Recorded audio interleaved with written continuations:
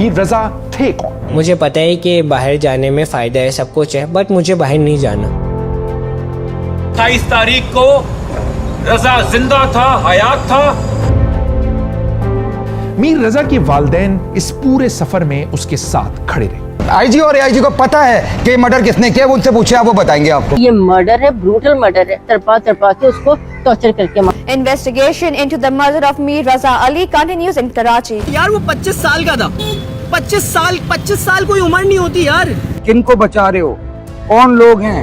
मुझसे पूछ रहे हैं वो जो लड़का मरा वॉपलिक्स वाला, आप क्यों निकले हैं भाई? आपका रिश्तेदार था क्या? तो मैं इंतजार करूं कि ये जो जलील मौत है, मेरा कोई अपना मरे जब मैं निकलूं।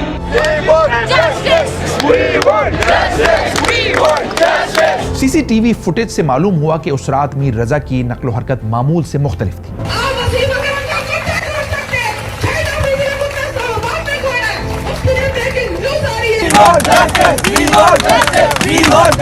मीर रजा के साथ सिर्फ गोली चलने का वाकया नहीं हुआ, 12 घंटे उनकी कैद में था, 12 घंटे उस पर टॉर्चर हुआ है। जुल्म हम पे हो रहा है, जुल्म हम सह रहे हैं। क्या इस शहर में सच तक पहुंचने के लिए एक खानदान को अपने मुर्दे की कब्र दोबारा खुलवानी पड़ती? हमने तो बच्चे को कपड़े से आइडेंटिफाई किया, उसका फेस तो नजर ही नहीं आ रहा। क्यों इतनी जल्दबाजी की जा रही थी? मीर तेरे खून से इनकलाब आएगा, आएगा, आएगा, इनकलाब आएगा।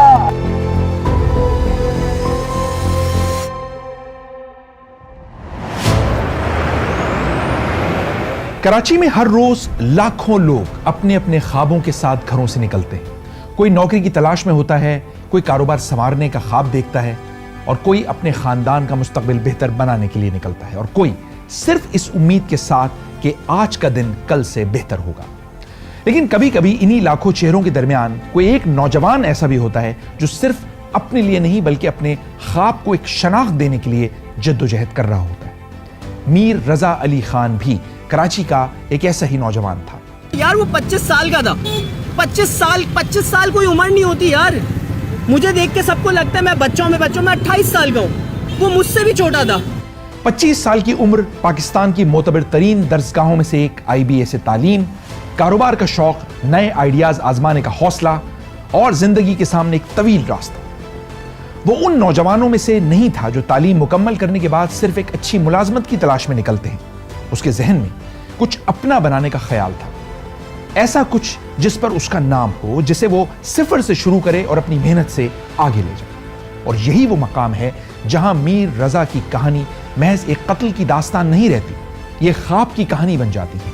एक ऐसे ख्वाब की कहानी जो एक छोटी सी कोशिश से शुरू हुआ और देखते ही देखते एक कारोबारी शनाख्त में तब्दील हो गया।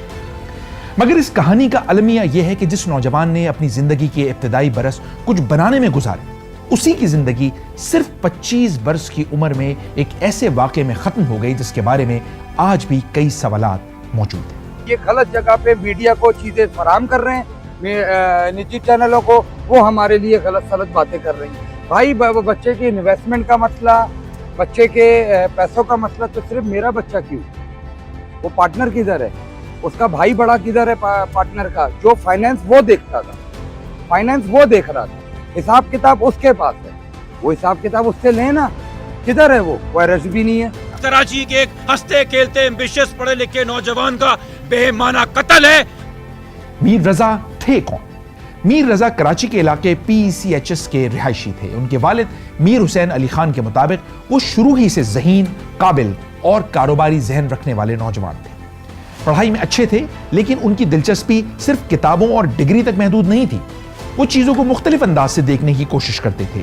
किसी मसले में उन्हें सिर्फ मसला नजर नहीं आता था, उसके अंदर का मौका भी तलाश किया करते थे।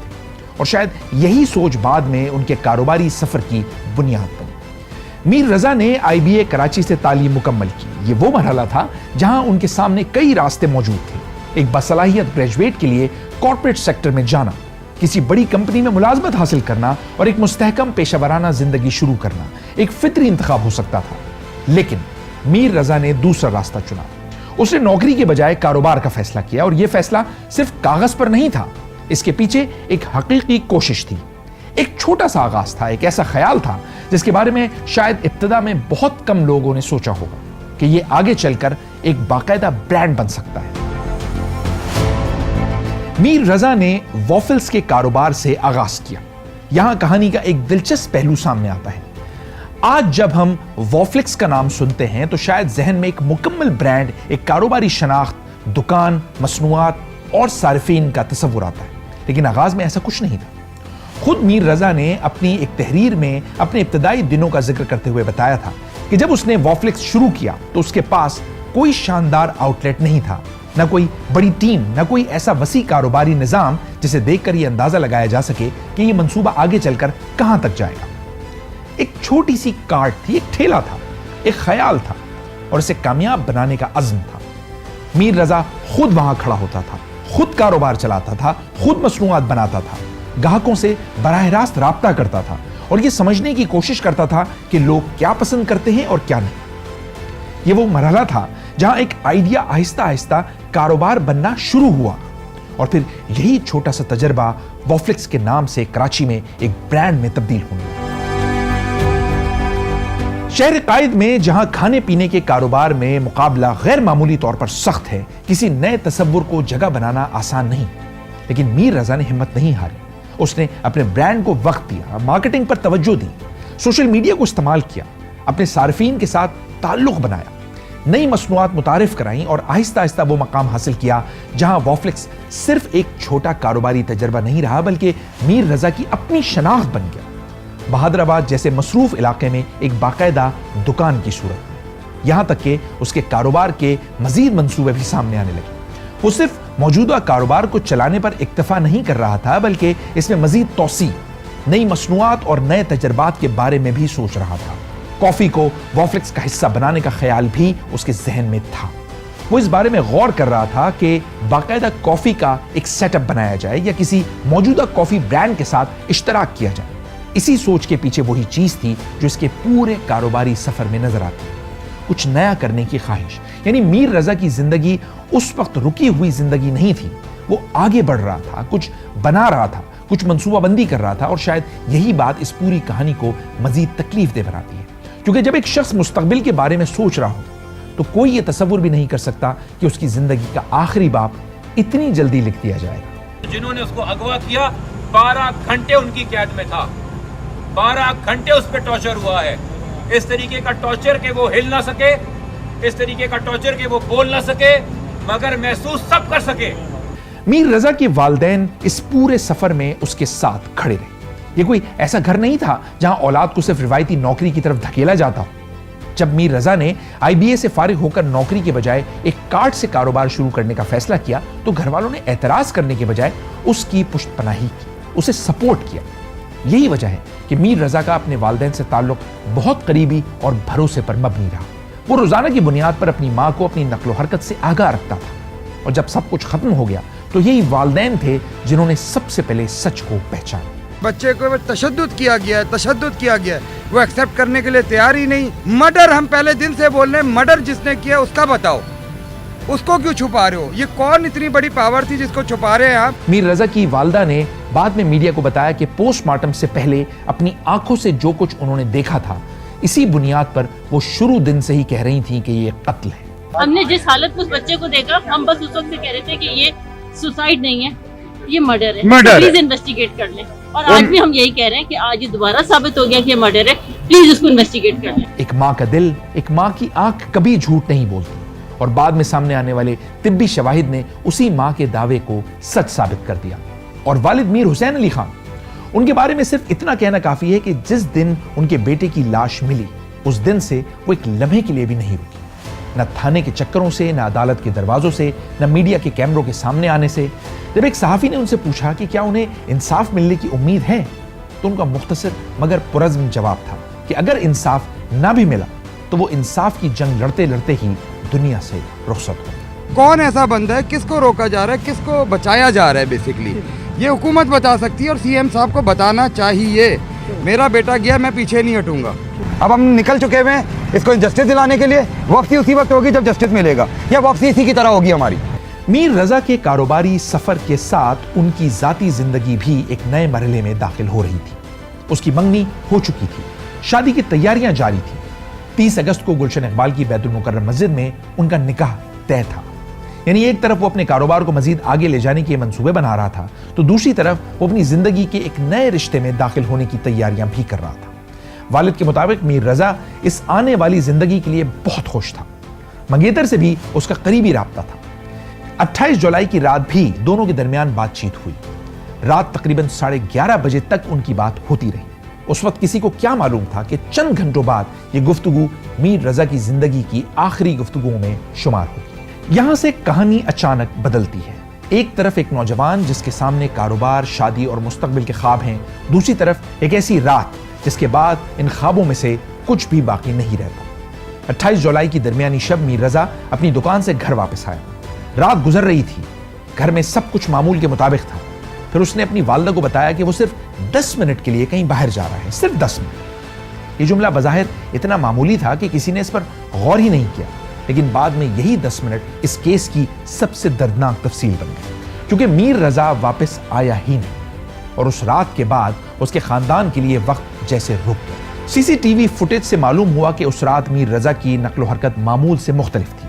تقریباً 3:30 بجے اسے اپنی دکان میں دیکھا گیا، جہاں اس نے سیکیورٹی گارڈ کا پستول ایک دراز سے نکالا اور اپنے ساتھ لیا۔ پھر وہ اپنی گاڑی میں گھر پہنچا، اور یہاں ایک اور سوال پیدا ہوا۔ گھر پہنچنے کے بعد اس نے اپنی گاڑی گھر پہ ہی چھوڑ دی، اپنی سمارٹ واچ بھی چھوڑ دی، بٹوا بھی گھر میں رہا، گھر کی چابیاں بھی گھر میں رہیں، لیکن موبائل فون وہ اپنے ساتھ لے گیا، جیسے وہ مکمل طور پر غائب ہونے کے لیے نہیں نکلا تھا، جیسے اسے واپس آنا تھا، یا شاید اسے خود بھی اندازہ نہیں تھا کہ اگلے چند گھنٹوں میں کیا ہونے والا ہے۔ صبح 4:09 پر ایک سفید گاڑی اس کے گھر کے باہر آ کے رکی۔ میر رضا کچھ دیر باہر کھڑا رہا، پھر اس گاڑی میں بیٹھ گیا۔ گاڑی روانہ ہو گئی، اور یہ وہ آخری واضح لمحوں میں سے ایک تھا جب میر رضا زندہ حالت میں کیمرے کے سامنے نظر آیا۔ اس کے بعد اس کی منزل گلستان جوہر کی طرف بنتی ہے۔ ٹیکسی ڈرائیور سے پوچھ گچھ ہوتی ہے، جس نے بتایا کہ اس نے میر رضا کو ایک گیسٹ ہاؤس کے قریب اتارا تھا، اور پھر میر رضا کی نقل و حرکت جیسے اندھیروں میں گم ہو جاتی ہے۔ اس میں رستے میں نہ کسی سے بات کیا، نہ کسی سے فون کیا، کیونکہ ہمارا صحیح دھیان بھی نہیں پڑا۔ ہم خود گاڑی چلا رہا تھا، اس نے بولا گاڑی تیز چلاؤ، وہاں پہ ہمیں جلدی پہنچاؤ۔ رات 2:13 پر اس نے علی نامی ایک شخص سے فون پر بات کی۔ اس رات کی آخری کال اس کے دوست عبداللہ نے وصول کی، جس میں دونوں کے درمیان 3 منٹ سے زائد کی گفتگو ہوئی، اور یہ وہ آخری معلوم رابطہ تھا جس کے بعد سناٹا چھا گیا۔ چند گھنٹوں بعد اسی علاقے میں ایک ایسی چیز سامنے آتی ہے جو اس پوری کہانی کو ہمیشہ کے لیے بدل کر رکھ دیتی ہے، اور وہ ہے میر رضا کی لاش۔ گلستان جوہر بلاک 1 کی جھاڑیوں سے، شاہی قلعہ گراؤنڈ کے قریب سے، ایک نرسری کے ملازم نے اسے سب سے پہلے دیکھا۔ لاش کی حالت ایسی تھی کہ فوری طور پر شناخت بھی ایک سوال بن گئی۔ پانی لگا رہے تھے، دیکھا کہ وہ آدمی پڑا ہوا ہے، پھر اس کو آوازیں لگا کے دیکھا تو وہ نہیں اٹھا، تو پھر ہمیں محسوس ہوا کہ شاید یہ ڈیڈ ہی ہو گیا ہے، تو پھر ہم نے 15 کر کے پولیس کو اطلاع کی، پھر پولیس فوری آ گئی اور انہوں نے باقی تحقیقات وہ لاش لے گئے۔ جیسے ہی لاش ملنے کی خبر پھیلی، سوشل میڈیا پر مختلف باتیں شروع ہو گئیں۔ کسی نے تشدد کی بات کی، کسی نے تیزاب پھینکے جانے کا دعویٰ کیا، کسی نے خودکشی کا امکان ظاہر کیا، اور پولیس کی ابتدائی تحقیقات نے بھی ایک مختلف رخ اختیار کر لیا۔ یہی وہ لمحہ تھا جہاں ایک نوجوان کاروباری شخص کی زندگی کی کہانی ایک پراسرار موت کی تفتیش میں تبدیل ہو گئی۔ اصل سوال ابھی باقی تھا، کیا میر رضا نے خود اپنی زندگی ختم کی یا کوئی اور اس شخص کی موت کا ذمہ دار تھا؟ اور اگر یہ قتل تھا تو اس کے پیچھے وجہ کیا تھی؟ مجھے نام نہیں پتا، میں خاکہ بتا دیتا ہوں۔ حد سے زیادہ بلا کا کانفیڈنس ہے کہ ان کو کوئی ہاتھ نہیں لگا سکتا، حد سے زیادہ ایکسپیرینس ہے کرمنل ایکٹس کرنے کا، ساتھ میں ایکسپیرینس ہے، اتنی عقل ہے بایو میٹرکس کیسے مٹاتے ہیں، ساتھ میں ایکسپیرینس ہے آئیڈینٹی کیسے مٹاتے ہیں، ساتھ میں پتہ ہے ڈیجیٹل فٹ پرنٹ کیسے مٹاتے ہیں، ساتھ میں پتہ ہے کہ ڈے 1 سے پولیس کیسے مینج ہوتی ہے، ساتھ میں پتہ ہے کہ منسٹری کیسے ہلتی ہے۔ اس پروفائل کے لوگ کہاں پائے جاتے ہیں؟ اور شاید وہ ایسے بھی لوگ ہوں جس نے اس سے پیسہ بھی ٹھیک ٹھاک اکٹھا کیا، اور اس کا جو کرپٹو میں شاید خود کا بنا ہوا پیسہ تھا وہ خالی کر گیا۔ 2 اگست کو ایک C C T V footage social media پر لیک ہو گئی، جس میں میر رضا کو اپنی دکان سے پستول لے کر گاڑی میں رکھتے دیکھا گیا۔ اسے اس انداز میں پیش کیا گیا جیسے یہ خودکشی کا ثبوت ہو۔ فوراً بعد ایک ویڈیو سامنے آئی جس میں میر رضا اسی سڑک پر تنہا چلتے دکھائی دی جہاں بعد میں لاش ملی۔ ناقدین کا کہنا ہے کہ ایسی حساس فوٹیج کا اس طرح لیک ہونا اتفاقی نہیں ہو سکتا، بلکہ ایک سوچے سمجھے بیانیے کا حصہ لگتا ہے۔ پھر وہ موبائل فون جو میر رضا گھر سے اپنے ساتھ لے کر گیا تھا کچھ دن بعد برآمد ہوا۔ یہ برآمدگی بھی معمولی نہیں تھی، کیونکہ وہ فون پہلے تلاش کیا جا چکا تھا، تو پھر وہ بعد میں کہاں سے آیا؟ وہ وہاں پہلے کیوں نہیں ملا؟ اور اگر کوئی شخص اس فون تک پہنچا تھا تو کیا اس نے اس میں موجود کوئی معلومات تبدیل کی؟ اسی دوران میر رضا کے سوشل میڈیا اکاؤنٹس کے ڈی ایکٹیویٹ ہونے کا معاملہ بھی سامنے آیا۔ اگر اس نے خود ایسا کیا تو کیوں کیا؟ اگر اس نے نہیں کیا تو پھر کس نے اس کے اکاؤنٹس تک رسائی حاصل کی؟ ایک فون، چند اکاؤنٹس، ایک پستول، ایک سفید گاڑی، ایک گیسٹ ہاؤس اور ایک لاش۔ بظاہر یہ سب الگ الگ چیزیں تھیں، لیکن تفتیش کے لیے ضروری تھا کہ انہیں ایک ہی ٹائم لائن میں رکھا جائے۔ اس دوران مالی معاملات بھی زیر بحث آتے رہے۔ کچھ آڈیوز سامنے آئیں جس میں مبینہ طور پر میر رضا کسی کو قرض واپس کرنے کا وعدہ کرتا سنائی دیا۔ قرض کی مختلف رقموں کا ذکر ہوا، کہیں 30 لاکھ روپے کی بات ہوئی تو کہیں 3 کروڑ روپے سے زائد کی۔ کرپٹو کرنسی اور سرمایہ کاری سے متعلق بھی مختلف دعوے سامنے آئے، مگر ان دعووں میں تضاد اتنا زیادہ تھا کہ کسی ایک رقم کو حتمی حقیقت قرار دینا ممکن نہیں۔ یہاں بھی ایک بنیادی اصول سامنے آتا ہے، میڈیا پر چلنے والی بات اور تفتیش میں ثابت ہونے والی حقیقت ایک جیسی چیز نہیں ہوتی۔ ممکن ہے میر رضا کو مالی دباؤ کا سامنا رہا ہو، ممکن ہے سرمایہ کاری میں نقصان ہوا ہو، ممکن ہے کسی شخص سے مالی تنازع پیدا ہوا، لیکن یہ سب سوال ہیں جو جوابات کے منتظر ہیں۔ بچے کی انویسٹمنٹ کا مسئلہ، بچے کے پیسوں کا مسئلہ تو صرف میرا بچہ کیوں؟ وہ پارٹنر کدھر ہے؟ اس کا بھائی بڑا کدھر ہے پارٹنر کا؟ جو فائنینس وہ دیکھتا تھا، فائنینس وہ دیکھ رہا تھا، حساب کتاب اس کے پاس ہے، وہ حساب کتاب اس سے لیں نا۔ کدھر ہے وہ ارسٹ بھی نہیں ہے۔ اور پھر اس کیس کا سب سے اہم موڑ پوسٹ مارٹم۔ ابتدائی پوسٹ مارٹم رپورٹ سامنے آئی تو خاندان مطمئن نہیں ہوا۔ بچے کو تشدد کیا گیا ہے۔ پولیس سرجن ڈاکٹر سمیہ سید طارق نے دستیاب تصاویر اور طبی ریکارڈ کی بنیاد پر ایسے سوالات اٹھائے جنہوں نے خودکشی کے نظریے کو چیلنج کرنا شروع کر دیا۔ گولی کے زخم کی سمت سب سے اہم سوال بن گئی۔ اگر داخلی زخم پیٹھ کی طرف ہو اور خارجی زخم سینے کی جانب تو پھر یہ سوال اپنی جگہ کھڑا ہوتا ہے کہ گولی کس سمت سے چلی؟ کوئی شخص خود کو پیٹھ پیچھے سے گولی تو نہیں مار سکتا۔ اس کے علاوہ ڈاکٹر سمیہ نے یہ بھی نشاندہی کی کہ لاش کا ایکس رے نہیں کیا گیا، فائرنگ کے بارودی ذرات کی جانچ کے لیے ہاتھوں کے نمونے نہیں لیے گئے، اور جسم پر موجود سیاہ نشانات چاہے وہ تیزاب کے ہوں یا گلنے سڑنے کے، ان کی مناسب جانچ بھی نہیں کی گئی۔ یہ سوال اتنا اہم تھا کہ میر رضا کے والد عدالت پہنچ گئے۔ انہوں نے قبر کشائی کی درخواست دی۔ یہ کسی بھی خاندان کے لیے ایک انتہائی تکلیف دہ مرحلہ ہوتا ہے، لیکن میر حسین علی خان نے یہ فیصلہ کیا کیونکہ ان کے لیے اپنے بیٹے کی قبر کو بند دیکھنا کافی نہیں تھا۔ انہیں جواب چاہیے تھا، انہیں حقیقت چاہیے تھی۔ ہم تو پریشان یہ ہو رہے کہ پہلے ہی ہمارا بچے کو ہم نے اپنی اس تکلیف میں دیکھا کہ آپ جا کے نرسری والے سے پوچھیں کہ جس طرح اس کو تشدد کر کے پھینکا ہوا، ہم اس کو پھر ابھی نکال لیں 10 دن کے بعد، تو ہمیں تو بہت زیادہ تکلیف ہو رہی ہے۔ مگر یہ اس بچے کو انصاف دلانے کے لیے اور نوجوان نسل جو آگے دیکھ رہی ہے اس کو فالو کرے گی۔ بھائی کل کو کسی اور کو آپ بزنس مین کو اٹھا کے اس طرح مار دو۔ اور پھر قبر کشائی ہوئی، دوبارہ طبی معائنہ ہوا، دوسرا پوسٹ مارٹم ہوا، اور جو تفصیلات سامنے آئیں انہوں نے اس کیس کی سمت تبدیل کر دی۔ سر اور چہرے پر چوٹوں کے شواہد سامنے آئے، ناک کی ہڈی کے فریکچر کی بات سامنے آئی، کھوپڑی کے فریکچر کی تصدیق ہوئی، اور گولی کے زخم کی سمت کے حوالے سے بھی وہی اہم نقطہ سامنے آیا جس نے پہلے سے موجود خودکشی کے نظریے کو شدید متاثر کیا۔